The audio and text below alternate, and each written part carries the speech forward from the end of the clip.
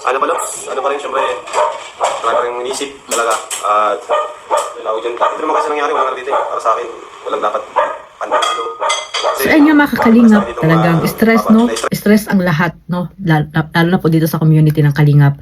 Dahil nga po sa nangyari kay Kuya Bal Santos Matubang, sa pagpapatulpo po ng ating Beyonce na hindi natin akalain na magagawa po iyon ni Beyonce dahil alam niyo naman po na si Beyonce ay isa sa mga talagang minahal no, minahal po ng Team Kalingap no, dahil nga sa batang mabait, 'di ba? Palangiti lang at talagang hindi mo akalain na magagawa nga iyon ni Beyonce. Pero ayun nga, sabi ko nga nangyari na po ang nangyari. At ito mga Kalingap no, bago natin simulan ng ating reaction, syempre magsha-shoutout muna tayo sa ating founder, Kuya Bal Santos Matubang, Ate Edna Vlogs, Kalingap Rab, at sa lahat po ng mga nasa landing pad, ambassador, deputy, mga Kalingap Scouters, mega love shoutout po sa inyong lahat. Ganun din po sa mga sponsor no, mga OFW at yung mga nandiyan po sa Pilipinas, maraming salamat po sa walang sawang pagsuporta. At ganun din po sa mga reactor no, shoutout po sa inyong lahat, no, legit reactor. At ayun nga, sabi ko hindi po iniiwan si Kuya Bal at si Kalingap Rab, no, nananatiling nandito po sa Team Kalingap. At ayun mga Kalingap no, sa mga hindi pa po nakasubscribe kay Kalingap Maymay, ayan, pasubscribe na po mga Kalingap at click the notification bell para po updated kayo sa aking mga reaction at live araw-araw. At syempre don't skip ads mga Kalingap at thumbs up na din po para pasok kay Lolo Whitey. Ayan, maraming salamat po sa mga bago ko po subscriber at sa mga hindi pa po nakasubscribe dyan. Ayan, sabi ko nga po, pasubscribe na. So ayan no mga Kalingap, meron akong clip video na nakuha po kay Vincent Calyada no. At kay Vincent, no, hindi pala. no. So kay Kalingap Yoyo, Kalampitos TV, dalawa yung kanyang YouTube channel. Ayan, sa mga hindi pa po nakasubscribe, pasubscribe nyo na po at para po makatulong tayo sa kanyang mga beneficiary. At alam natin na si Kalingap Kalampitos, Kuya Kalampitos ay talagang isa sa mga natulungan niyan nila Kuya Bal at nila Kalingap Rab. At ayun nga, hanggang ngayon ay nandiyan siya kay Kalingap Rab. No? Dati po nandiyan sila sa Lighthouse.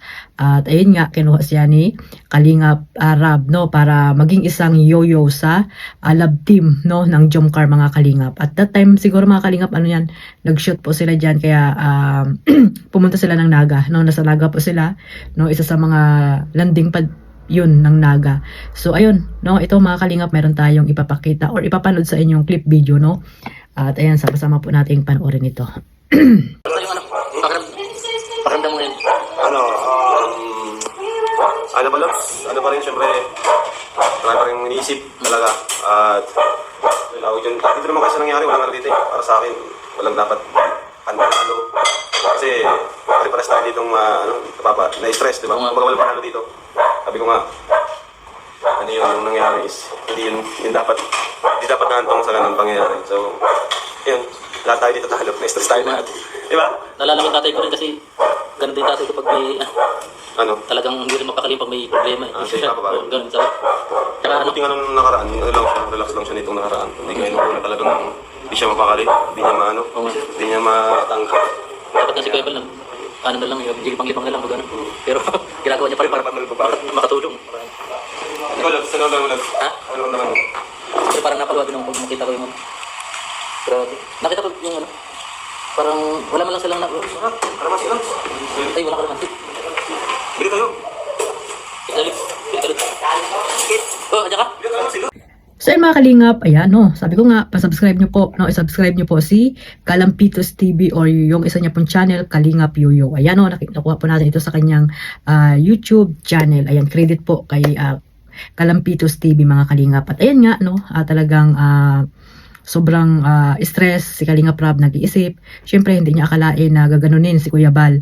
Na alam naman natin na si Kuya Bal ay ginawa niya lang para po mapabuti or makatulong sa mga taong naghihirap, kasama po si Kalingap Rab. Actually, beneficiary naman talaga ni Kalingap Rab yun, pero kay Kuya Bal lahat na bunton, no, yung kanilang galit mga Kalingap. At ayun nga, hanggang sa napatulpo at kitang-kita niyo naman po kay Kalingap Rab no, na stress at syempre nag-iisip dahil nga syempre bilang isang anak, hindi niya akalain na gaganunin si Kuya Bal, di ba? Kahit naman sino mga Kalingap, tayo nga, mga supporters ng Team Kalingap na nagmamahal dito sa kay Kuya Bal, ay hindi natin matanggap or talagang malungkot din tayo, no?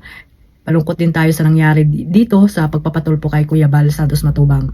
Pero ayun nga, no, nangyari na po yan, no, at hindi natin akalain, or kahit nila Kalingap Rab, no, dahil si Kalingap Rab na nakakausap niya si Beyonce na akala niya okay na, di ba nga, nag-ano pa sila nung last na vlog, no, yung mga Kalingap Angels, Batch 1, no, masaya pa sila, pinayuhan pa siya ng mga kasamahan niya, pero yung pala ay parang hindi bukal sa loob niya, no? Siguro mga kalingap, or talagang pinaplano na nila yon, or talagang tawag dito, parang ano na lang siya, nandoon siya nung time na yon, pero maraming iniisip si Beyonce that time. So ayun, hanggang sa nangyari na nga na pagpapatulpo, kaya marami pong nagulat, no, sa ginawa ni Beyonce, sa ugali niya ngayon, na talagang nag-iba na po mga kalingap, no? Kahit nga si Kalingap Rab, si Kuya Bal din mismo nagsabi na talagang nahawaan, no, ng ugali ng mga nakapaligid sa kanila, na hindi nila alam na si Beyonce ang magiging kawawa. Katulad ngayon, di ba?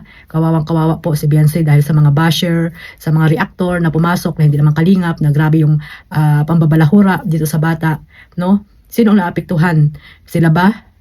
Di ba? Hindi naman. So ang naapektuhan dito ay si Beyonce, di ba? Mga kalingap, sana kung hindi na siya nag-aaral, di ba? Sino ang nakakahiya sa mga lumalabas na mga reaction ng ibang reactor na hindi naman dito dating reactor sa Kalingap. Papasok lang sila para dipinsahan si Kuya Bal at si Kalingap Rab, at ang kanilang pagdidipinsa naman ay okay, kaso nga lang nakakasira talaga sila ng dignidad ng isang tao or reputasyon ng isang tao. Katulad ni Beyonce, sirang-sira yung pagkatao niya dahil nga binabalahura po ng mga reactor na pumasok lang dito sa Kalinga para magreaksyon about dito sa nangyari kila Kuya Bal at kay Kalingap Rab. So nakakaawa, 'di ba? Nakakalungkot dahil nga bakit nagawa 'yon ni Beyonce, no? Na hindi muna sila nag-iisip kung ano yung kung ano yung maaaring makakaapekto sa kanilang pagkatao, no? Ng pamilya nila, 'di ba? So, yung mga yan mga kalingap, yung mga anti-kalingap, yung mga wakwak, hindi yan magtatagal, no? Pag wala lang maano sa kanila, pag wala nang makukuha sa kanila, ay iiwanan din po yan sila, no? Iiwanan niya sila ni Joel Salcedo, nako. Mahilig talaga yan magwakwak mga kalingap. So, ayun. Nakakalungkot lang dahil naniwala sila sa mga anti-kalingap na ugaling demonyo. So ayan po mga kalingap, no, narinig nyo naman po na talagang nalungkot si Kalingap Rab, at sabi niya ay walang talo dito, walang panalo, kasi nga lahat ay na-stress. So abangan natin yung pagtatagpo, no, ni Beyonce at ni Kalingap Rab. Siyempre magtatagpo yan pag pumunta na sila ng barangay, kasi nga hindi natin alam kung matutuloy pa ba yung tagpuang yon mga kalingap, no, kasi nga 'di ba sabi sa tulpo ay aayusin pa rin diyan sa barangay, kasi ang tulpo hindi naman niya nag-aayos ang problema mga kalingap, no? Iko-content lang din naman kayo niyan. So ayun nga nangyari, 'di ba? Nakadalawang upload, may live pa, at talagang malaki ang views. Gawat at tahimik ay yun, lumala mga kalingap, no? Lumala. So si Kuya Bal ay sanay na po yan sa basher, kasi matagal na yan silang tawag dito.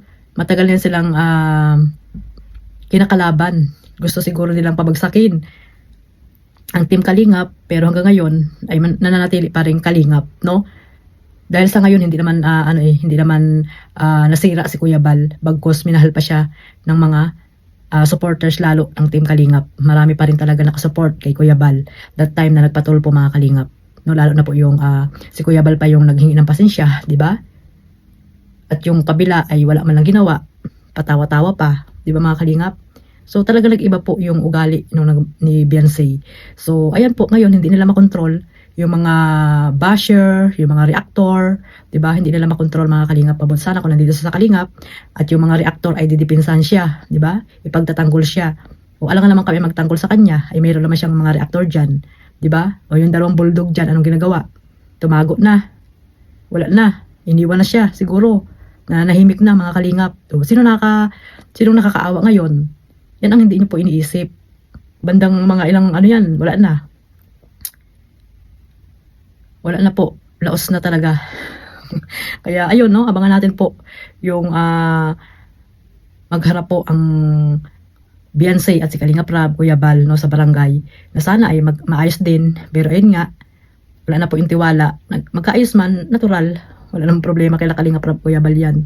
No, talaga mag-aayos sila. Pero ayun nga, hanggang doon na lang po yun. Hanggang doon na lang po yun mga kalingap. So ayun lang po mga kalingap, no. Maraming salamat po sa walang sawang pagsuporta sa aking maliit na YouTube channel, Kalingap Mayma. At syempre huwag niyo po kalimutan suportahan ang ating founder, Kuya Bal Santos Matubang. Isama niyo na rin po sa Ate Edna, Kalingap Rab, Kalingap Edo, at syempre ang Jomcar mga kalingap. Ayun lang po, God bless us all. Mabuhay pa ang Team Kalingap. Bye-bye!